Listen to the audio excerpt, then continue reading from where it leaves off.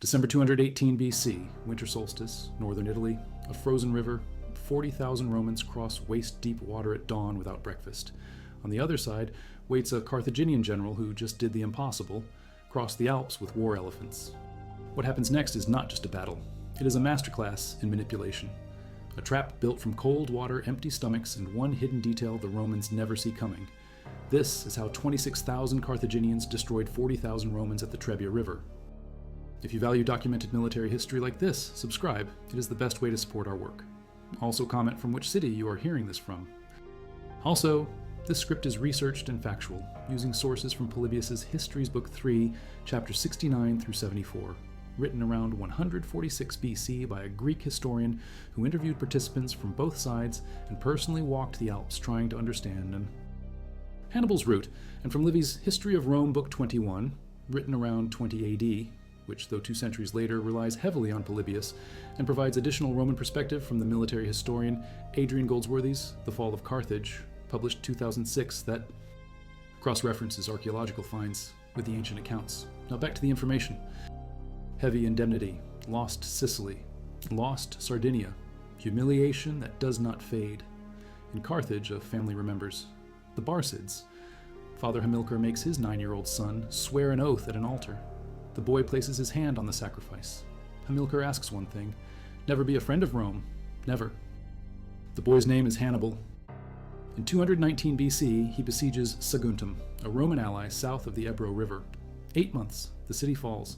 Rome sends diplomats to Carthage. Demand Hannibal's surrender. Carthage refuses. Rome declares war. Second Punic War begins. But Rome expects to fight in Spain or Africa. They station legions in Sicily preparing to invade Carthage's homeland.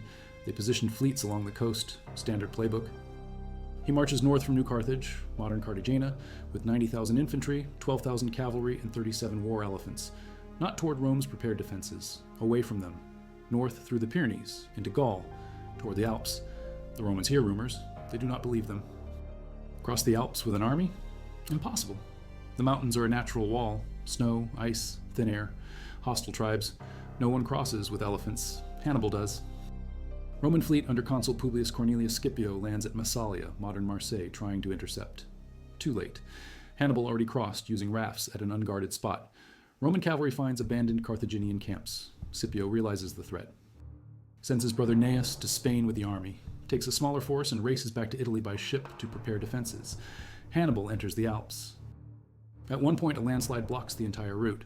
Polybius says Hannibal's men heat the rock with fire and vinegar to crack it, then hack through for 4 days to make a path wide enough for elephants. High altitude, frostbite, exhaustion. Men fall off cliffs, animals freeze. Hannibal himself gets sick, loses sight in one eye according to later accounts. When he descends into the Po Valley in late October 218 BC, he arrives with 20,000 infantry and 6,000 cavalry, lost more than half his force. But he made it. The elephants, most of the 37 survived the crossing, according to Polybius, though many were injured and weakened. Near the Ticinus River, modern Ticino, Scipio leads cavalry and light infantry against Hannibal. Cavalry skirmish. Romans lose badly. Scipio himself is wounded, nearly killed, saved by his 17-year-old son, also named Publius, who will later become Scipio Africanus, the man who defeats Hannibal at Zama. Scipio retreats south across the Trebia River to Placentia, modern Piacenza, sets camp on high ground at what is now River Garo, first blood to Hannibal. Desert to Hannibal with the heads as proof. Hannibal rewards them, sends them home to recruit more. Gallic tribes across Cisalpine Gaul, the region between the Alps and the Apennines, start declaring for Carthage, the Insubres, the boy. They provide reinforcements. Hannibal's army grows to 40,000 men. 28,000 infantry including Libyans, Iberians, and fresh Gallic recruits, 10,000 cavalry, Numidians, Spanish heavy horse, Gallic riders, plus around 30 elephants, the survivors of the Alpine crossing, though weakened by cold and injuries. 40 days later his army reaches Ariminum, modern Rimini, then pushes to the Trebia to join Scipio. Combined Roman force, 4 legions. Polybius says 16,000 Roman heavy infantry, Livy says 18,000. Plus 20,000 allied infantry, 4 Latin allied legions and Gallic auxiliaries, plus 6,000 light infantry called velites, plus 4,000 cavalry mixed Roman, Latin, and Gallic. Total around 42,000 men according to most modern calculations based on the sources. Sempronius takes overall command because Scipio is still recovering from his Ticinus wound. Then December 17th, 218 BC, Sempronius sends 2,000 Italian troops across the river to scout. They find 6,000 of Hannibal's men pillaging Gallic settlements, Hannibal exerting authority over his new allies, reminding them who was in charge. The Roman scouts attack. Chase the pillagers all the way back to the Carthaginian camp, return victorious. Sempronius draws conclusions. We crush them. We are superior. We cannot lose. If he defeats Hannibal now, alone, the glory is his. Scipio warns him, wait, winter is coming. Let the troops train. Our men are inexperienced conscripts, only recruited a year ago. Delay weakens Hannibal, strengthens us. Sempronius ignores him. He wants battle. He wants fame. He does not know Hannibal has a spy network of Gauls feeding him intelligence. Does not know Hannibal understands his personality perfectly. Impetuous, headstrong, predictable. No obstacles. Perfect for their superior infantry numbers and heavy formations. But Hannibal finds something. During his reconnaissance, he discovers a watercourse, old streambed, dried gully with steep banks overgrown with brambles and thorny plants, hidden. Perfect. He calls his younger brother Mago, gives him orders. Pick 100 of our best cavalrymen. Pick 100 of our best infantry. Have them each select 9 men, 2,000 total. 1,000 cavalry, 1,000 infantry. Best troops only. Tonight, under cover of darkness, conceal yourselves in that gully. Wait. When I give the signal, attack the Roman rear. Not before. Mago nods. Understands. The trap is set. Polybius specifically notes the day was near the winter solstice. Temperature brutal. The Trebia River is swollen from recent rain. Cold as ice.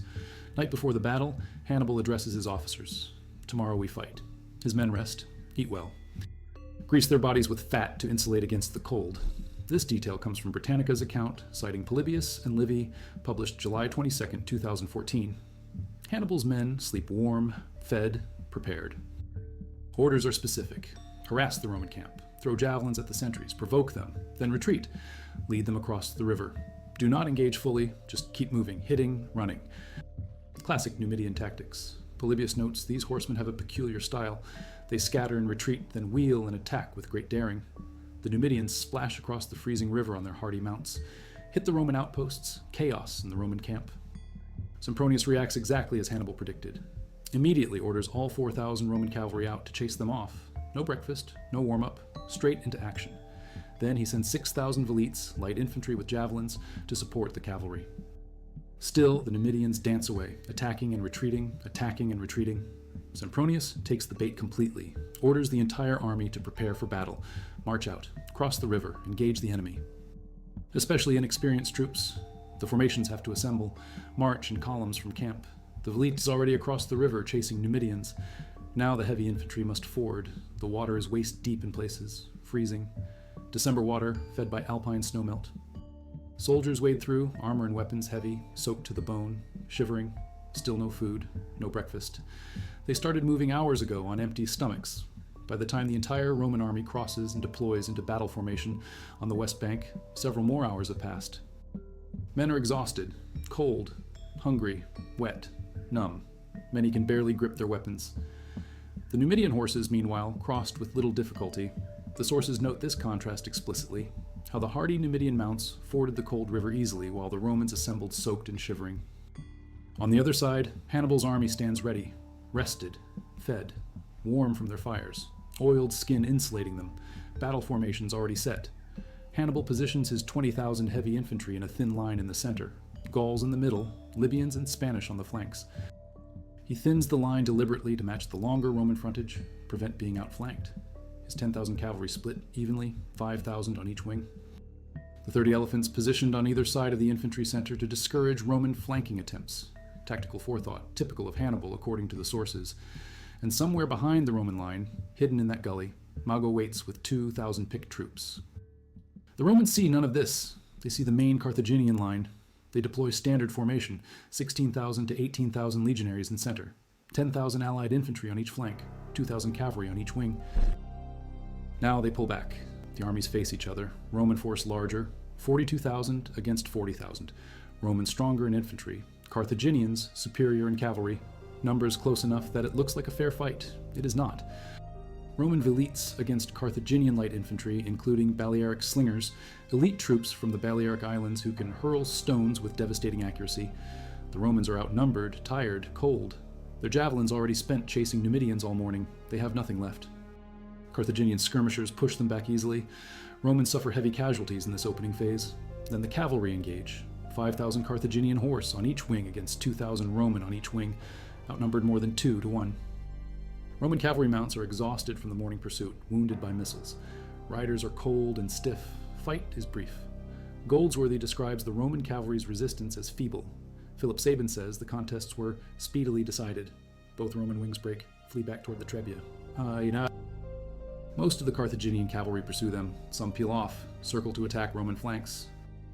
Many Roman allied heavy infantry on each flank turn to face this new threat, instead of pushing forward against the Carthaginian infantry to their front. This takes the momentum out of the Roman advance. Meanwhile, at the center, the main event. 16,000 Roman legionaries versus 20,000 Carthaginian infantry. But the Carthaginian center is weak. 8,000 Gauls in the middle, backed by 12,000 Libyans and Spanish on the sides. The Roman legionaries, professional heavy infantry in 3 lines, hastati, principes, triarii, are more numerous and better armored. They push hard. The Gauls in Hannibal's center start to buckle. Romans drive forward, break through. 10,000 Roman legionaries in tight formation punch straight through the Carthaginian center, routing the Gauls they face and even breaking some African units. For a moment, it looks like a Roman victory. 2,000 infantry and cavalry emerge from that hidden gully where they have been concealed all morning. They move down the watercourse onto the plain, unnoticed in the chaos. Now they hit the Roman rear. Sudden, unexpected, total surprise. The Roman formations, already stressed by attacks on both flanks from Carthaginian cavalry and light infantry, now face attack from behind. Velites at the rear of the Roman formation turn to meet this new threat, but their formation is thin, already shaken. The Triarii, third line of the legion, wheel around to help, but by now Carthaginian cavalry have returned from pursuing the beaten Roman horse, and they too attack the Roman rear. The Roman army is surrounded, attacked from front, both flanks, and rear. Morale collapses. Romans are freezing, exhausted, hungry, wet, attacked from every direction. Units on the flanks start to break. Allied Latin legions disintegrate, Gallic auxiliaries flee, Velites scatter. Men try to run back to the river, but Carthaginian cavalry cut them down. Many attempt to recross the icy Trebia and drown, too weak to fight the current. Others are trampled by returning Carthaginian cavalry or caught by infantry and killed. Battlefield turns into slaughter. Disciplined, professional, in tight formation, they do not attempt to rejoin the battle. It is clearly lost. Instead, they march north in good order, wheel around the Carthaginian army, recross the Trebia at a different point, away from the main fighting, ford the river opposite Placentia. Reach the town, take refuge. Hannibal makes no attempt to stop them. His men are exhausted, his victory is clear. Let them go. At least 15,000 Romans killed, according to Britannica, citing the ancient sources, possibly another 12,000 to 15,000 captured. Some modern historians estimate total Roman casualties at 20,000 killed, with another 10,000 to 12,000 captured or scattered. Casualty rate potentially as high as 76%. Multiple sources, including Goldsworthy's 2006 work, note that the Roman defeat was heavy. The only survivors in significant numbers are the 10,000 who cut through the center and reached Placentia. Another few thousand stragglers make it back to the camps individually or in small groups. Consul Scipio, still wounded, manages to evacuate his camp's garrison and survivors that night. They cross the Trebia on rafts in darkness. Heavy rain and snow cover their movement. Scipio leads them to Placentia, then continues to Cremona, so the two armies do not burden one colony with winter quarters. Consul Sempronius also escapes, though his army is shattered. Modern estimates put Carthaginian losses at 3,000 to 5,000 killed and wounded. The major Carthaginian loss is the elephant corps. Livy reports that all but one elephant died after the battle from the cold and the brutal winter conditions that followed. Snow, ice, frostbite. One elephant survives, named Surus, the Syrian, described as the bravest in battle, possibly an Indian elephant, the one Hannibal himself rides. It has a broken tusk, according to Pliny, writing in Natural History Book 8, Chapter 5, Verse 11, preserving a fragment from Cato. This sole survivor carries Hannibal later when he crosses the Arno marshes to reach Etruria, a journey that costs Hannibal the sight in one eye from infection. But that is months away. For now, December 218 BC at the Trebia, Hannibal has won his first major victory in Italy. The aftermath ripples, news reaches Rome, panic, terror. Hannibal crossed the impossible mountains, destroyed a consular army, slaughtered or captured 30,000 Romans in a single day. Rome's northern Italian allies begin to waver, Gallic tribes flood to Hannibal's banner. According to Polybius, most Gallic tribes in Cisalpine Gaul send supplies and recruits to his camp. Hannibal's army swells to 60,000 by some accounts. The strategic situation shifts. Rome's plan to invade Africa is abandoned. All forces recalled to defend Italy. The Second Punic War will now be fought on Roman soil for the next 15 years. He knew the consul was ambitious, impetuous, eager for glory before his term ended. Hannibal gave him exactly what he wanted, the appearance of a fair fight. Then he stacked the deck. The timing was December, winter solstice, coldest day of the year. The provocation at dawn prevented Roman breakfast. The Numidian harassment exhausted Roman cavalry and wasted velite javelins. The river crossing soaked and froze the Romans, sapped their strength for hours while Hannibal's men waited warm and fed. The hidden ambush force was invisible until too late. The terrain that looked perfect for Romans had one hidden feature, that gully that reversed everything. Cannae 2 years later will be worse for Rome. 70,000 Romans killed in a single day, worst military disaster in Roman history according to Richard Miles and other historians. But Trebia is the blueprint, the double envelopment, the psychological manipulation. The ambush from a hidden force at the decisive moment, the use of cavalry superiority on the wings to collapse enemy flanks, then attack the rear. The patient setup, making the enemy think they have the advantage right until they do not. Hannibal uses these exact patterns at Lake Trasimene in 217 BC, where he ambushes and annihilates another 15,000 Romans and takes 15,000 prisoner, killing consul Flaminius. Uses them again at Cannae in 216 BC, where his perfect double envelopment destroys Rome's largest army. And it proves something else. Rome does not quit. Those 10,000 legionaries who cut through the center and marched to safety, they do not see themselves as defeated. They fought through the enemy, held formation, reached safety with honor. Consul Longus initially tries to claim the harsh weather, not Hannibal, caused the defeat. It takes time for the Senate to admit the scale of the disaster. Eventually they do. Longus is found guilty of the catastrophe. But the Senate also acknowledges the legionaries who escaped, their discipline, their refusal to break. That tells you something about Rome. They take the lesson, adapt, learn, keep fighting. If you value documented military history and detailed tactical analysis like this, subscribe. It is the best way to support our work. Also comment from which city you're hearing this from. This script is researched and factual, drawing from Polybius's eyewitness accounts and participant interviews documented in Histories Book 3, written around 146 BC, from Livy's comprehensive History of Rome, written around 20 AD, drawing on multiple sources, including Polybius, and from modern scholarly analysis, including Adrian Goldsworthy's The Fall of Carthage from 2006, which cross-references archaeological evidence with the ancient texts, and Philip Sabin's work on ancient battle tactics, published in multiple academic journals, analyzing the mechanics of how these engagements actually functioned on the ground. Now back to the information.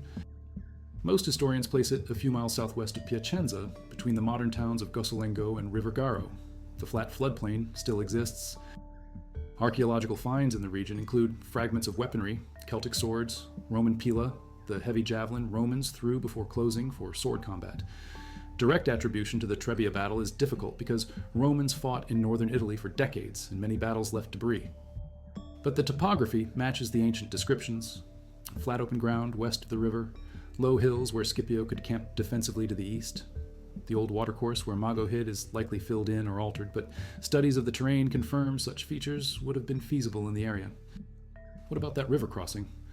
Modern tests and historical research estimate the Trebia would have been waist to chest deep in places during winter flood from rain and snowmelt. December water temperature in northern Italy, rivers today ranges from near freezing to about 4 degrees Celsius, 39 degrees Fahrenheit. Ancient accounts describe it as cold enough to numb limbs. Immersion in water that cold for even minutes causes loss of fine motor control. Romans crossed, stood on the far bank soaked, then waited hours in falling snow and sleet while deploying into formation. Hypothermia would have been setting in. Modern military studies show that after just 15 minutes in water at 4 degrees Celsius, soldiers lose significant combat effectiveness. After an hour, many become incapacitated. The Romans were wet for hours. This is why Hannibal's preparation mattered. His men greased with animal fat, fed, warm from fires, ready immediately. The Romans physically could not fight at full capacity by the time the main engagement started. Roman cavalry, 4,000 versus Carthaginian cavalry, 10,000. More than 2 to 1 disadvantage on the wings.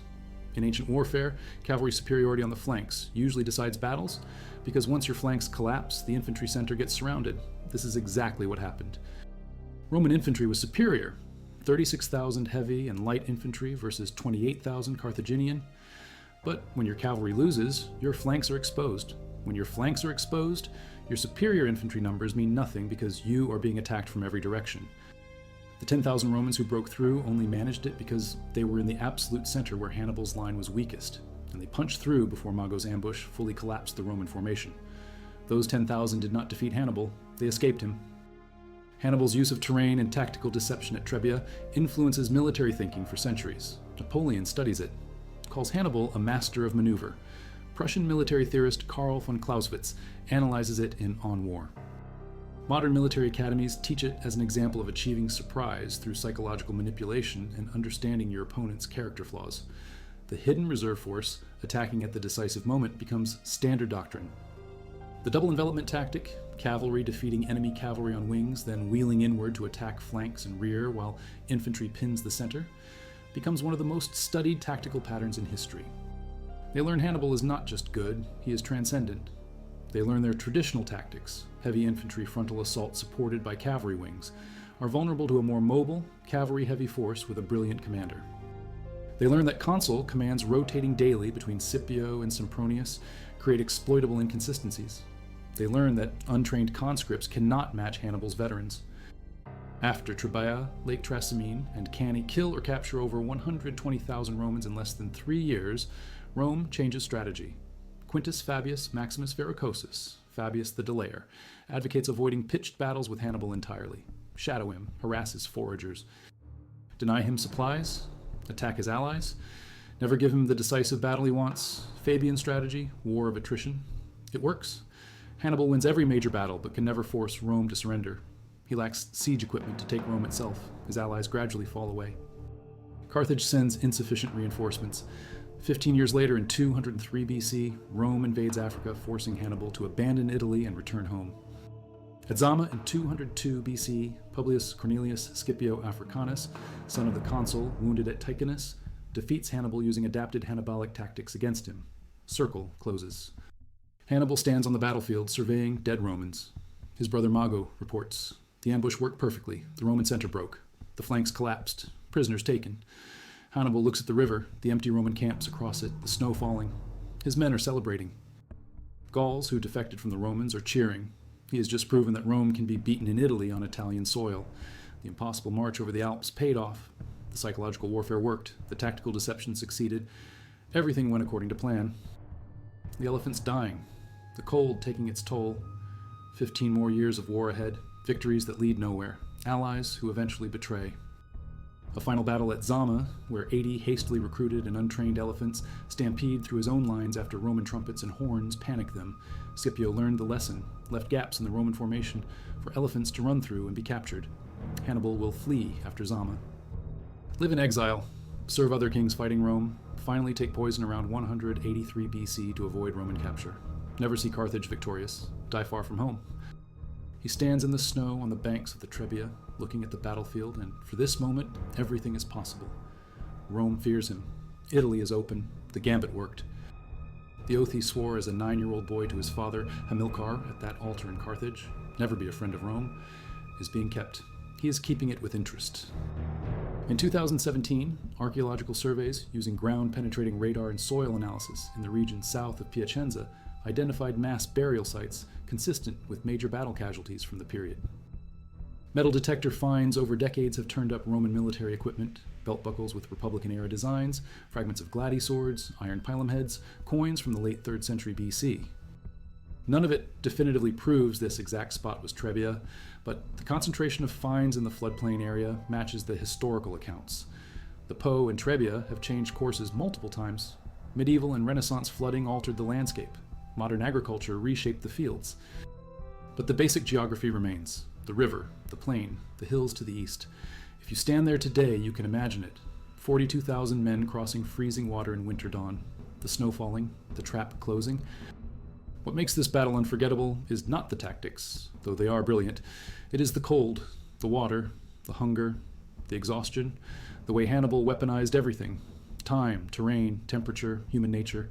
He did not just outfight the Romans. He made them beat themselves. He made Sempronius' ambition lead 40,000 men into freezing water on empty stomachs to chase Numidian cavalry that never stopped running until the entire Roman army was soaked exhausted and trapped. He made the Romans think they had a fair fight on flat, open ground perfect for their infantry, when in reality the ground had a hidden gully full of picked troops waiting to attack at the perfect moment. He made the Romans cross a river that would drain their strength and warmth for hours while his men waited dry and warm on the other side. He made the consuls' political desperation, need for glory before term expires, into a tactical advantage. Every Roman weakness Hannibal exploited. Every Roman strength he neutralized. The superior Roman infantry numbers meant nothing when surrounded. The Roman discipline meant nothing when frozen and starving. The Roman courage meant nothing when attacked from every direction simultaneously. This is why Trebia matters more than its casualty count, because it shows war is not just soldiers and weapons. It is physics, biology, psychology, logistics, timing, knowledge. Hannibal knew the winter solstice was the coldest day, knew that river would drain energy, knew Sempronius's character would make him take the bait, knew Numidian cavalry could harass without engaging, knew that gully was invisible to Roman scouts, knew his men could wait while Romans exhausted themselves, knew cavalry superiority on wings wins ancient battles, knew a hidden reserve attacking the rear breaks morale, knew everything, then executed perfectly. About Mago's force appearing from nowhere behind them, about the snow and sleet and blood, about comrades drowning in the Trebia trying to escape, about that moment when the Roman formation, which had been advancing confidently, suddenly realized it was surrounded, the panic, the collapse, the running, the killing. The survivors told these stories for years, warned other legions, explained what Hannibal was capable of. The Romans learned, slowly, painfully, but they learned. And 22 years later, when Roman forces under Scipio Africanus have Carthage under siege during the Third Punic War's final days, when Roman soldiers finally break through the walls in 146 BC, when they spend 6 days fighting street to street burning the city, when they finally raze Carthage completely and sow salt in the ruins according to tradition, some of those Roman soldiers might have been told stories by their grandfathers who survived Trebia or Trasimene or Cannae, might have heard about the cold water and the ambush and the elephant named Surus, might have known that Carthage once produced a general who made Rome fear for its existence, and now that city burns. Hannibal is winning. Rome is losing. And in that frozen moment of victory stands a tactical masterpiece that military historians study 2,000 years later. Not just for what Hannibal did, but for how he thought, how he planned, how he understood his enemy better than they understood themselves, how he turned a river into a weapon, how he turned a calendar date into an advantage, how he turned a consul's ambition into a trap, how he turned everything into victory. Excavations south of Piacenza in the early 2000s uncovered remains of a Roman military camp that carbon dates to the late 3rd century BC. The camp shows signs of hasty abandonment, equipment left behind, defensive ditches incomplete. The kind of camp you abandon fast when news arrives that a nearby army just got destroyed and the enemy might be coming for you next. Could be Trebia. Could be another battle from Rome's decades of fighting in northern Italy. But the timing fits, the location fits, and there is this. Among the abandoned equipment are medical instruments, bone saws, probes for extracting missiles, bandages preserved in mineralized soil, the kind of equipment military surgeons use after battle, except this camp was abandoned before the surgeons could use most of it. Suggests something made them leave in a hurry, like news that Hannibal just killed 30,000 Romans a few miles west and might be advancing on this position next. They grabbed what they could, left the rest, ran. Not glorious battle in warm sunlight with equal forces honorably contesting. Freezing water at dawn, empty stomachs, numb fingers, exhaustion, terror, a trap so perfect the victims did not see it until surrounded, an ambush so well hidden it was invisible until the moment it struck. A defeat so complete that survivors abandoned camps and fled to walled towns, a victory so total that Hannibal's reputation became Rome's nightmare. His account in History's Book 3 is the earliest detailed description we have. He describes the topography, the watercourse, the deployment, the fighting, the weather. He notes that some Romans claimed Sempronius was outmaneuvered, while others blamed the weather and conditions. He reports casualty estimates from both sides. He preserves the detail about Numidian cavalry tactics, about Roman formations, about the breakthrough in the center. His account, written by a Greek historian trying to explain Rome's wars to Greek audiences, is remarkably balanced. He respects Hannibal's generalship, notes Roman mistakes, documents both sides' tactics. Modern scholars from Goldsworthy to Sabin to dozens of others rely heavily on Polybius because he was there, talked to participants, walked the ground. When Polybius says the day was near the winter solstice, we know the battle happened in the coldest part of the year. When he says the watercourse was hidden by brambles, we know Mago's ambush was concealed by terrain. When he says Numidians scattered and retreated, then attacked with daring, we know the harassment tactics that exhausted the Romans. his account and history of Rome. Book 21 is longer, more detailed about Roman politics and decisions. He emphasizes Sempronius's eagerness for battle, his disregard for Scipio's advice, his ambition to win glory before his consulship ended. He describes the weather more vividly, the snow, the freezing river, the Romans crossing without breakfast. He reports higher casualty estimates. He includes more detail about the aftermath, Scipio evacuating survivors to Cremona, the political fallout in Rome.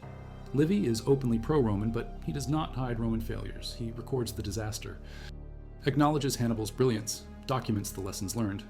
Modern historians treat Livy more carefully than Polybius because Livy sometimes invents dramatic details or accepts questionable sources. But for Trebia, Livy largely follows Polybius's account while adding Roman context. Between these two ancient sources and modern archaeology, military historians have reconstructed the battle in detail. We know when, December 22 or 23, 218 BC. We know where, west bank of the Trebia River, floodplain near Placentia.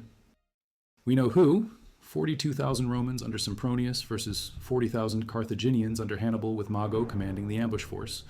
We know how, Numidian provocation, cold river crossing, exhaustion, cavalry defeat on wings, hidden ambush on rear, infantry encirclement, collapse.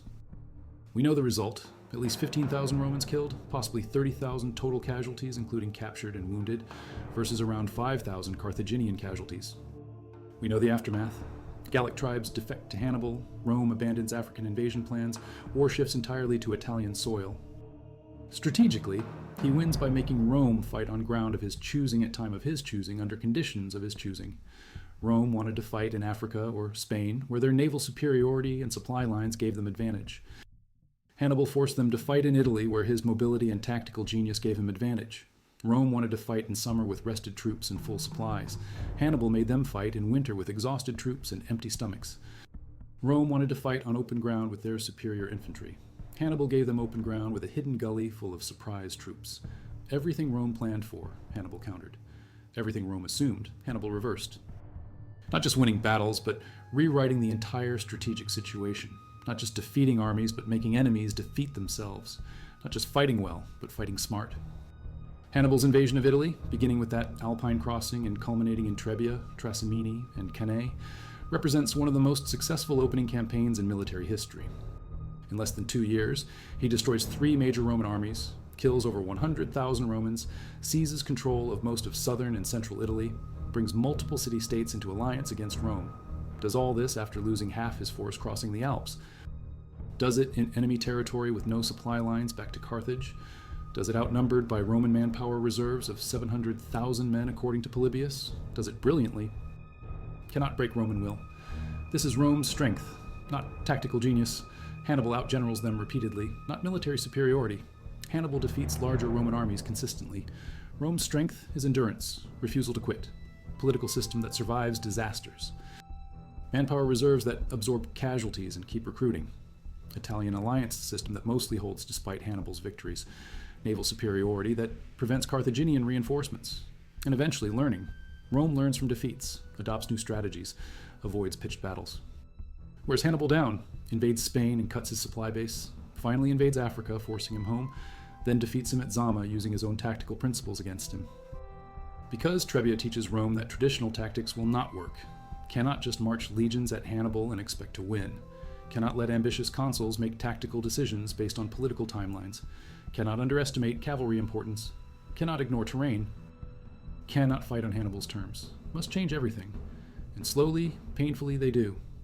After Cannae in 216 BC, when 70,000 more Romans die, Rome finally implements Fabian strategy. After Spain campaigns in 212 to 206 BC, Rome learns to produce generals like Scipio Africanus, who can match Hannibal tactically. After decades of war, Rome learns to win by not losing, by surviving, enduring, adapting. December 218 BC, frozen river, empty stomachs, hidden gully, perfect trap. 26,000 Carthaginians destroy 40,000 Romans through superior generalship, psychological manipulation, tactical deception, and ruthless exploitation of every advantage terrain, weather, timing, and human nature provide. It is not the biggest battle of the Second Punic War. Not the bloodiest, but it is the first major one, the template, the proof that Hannibal can beat Rome in Italy, and for Rome, the beginning of a long education in how to survive when facing military genius. As recently as August 2025, Historians at Seven Swords UK documented new topographic studies suggesting the ambush was feasible along flat plains near the river based on Roman-era watercourse patterns, preserved in geological layers. Metal detection in the area between Gossalengo and River Garo has produced 3rd century BC coins, weapons fragments, and military equipment consistent with major battle debris. Soil cores show ancient burn layers, and elevated metal content suggesting mass cremations of casualties. None of this proves beyond doubt this specific location was Trebia, because Roman armies fought multiple battles in northern Italy during the Second Punic War. But the clustering of evidence, the alignment with ancient descriptions, the geological markers all point to this region as the most likely candidate. The river where Romans crossed in freezing water, the low hills to the east where Scipio's camp was, the concealment features where Mago could hide 2,000 troops. It is farmland now, quiet, peaceful. Hard to imagine 42,000 men fighting for their lives in the snow. Hard to picture elephants. Hard to hear the screams of drowning soldiers trying to recross the river in retreat. Hard to smell the blood and fear. But it happened here, or very near here. This ground where cattle graze and crops grow saw one of history's perfect tactical ambushes. Saw Rome's first major defeat in Italy. Saw Hannibal announce his arrival as Rome's nightmare. Hannibal's first major Italian victory. And in that victory, the blueprint for everything that followed. The pattern Hannibal would repeat at Trasimene and perfect at Cannae. The tactics Rome would spend years learning to counter. The moment when Rome realized it faced an enemy who could destroy armies through pure generalship. The moment when Hannibal proved that oath he swore as a 9-year-old boy, never be a friend of Rome, was not just words. In that winter solstice dawn, in that moment when Mago's force struck the rear and the Roman army realized it was surrounded, in that collapse and rout and drowning retreat, in all of that, one truth crystallizes: tactics matter, terrain matters, timing matters, temperature matters, psychology matters, planning matters, and above all, understanding your enemy matters. Hannibal understood Sempronius better than Sempronius understood himself, understood Roman pride and ambition and confidence, understood how to manipulate it, understood how to weaponize it. And on that December day, he did, perfectly.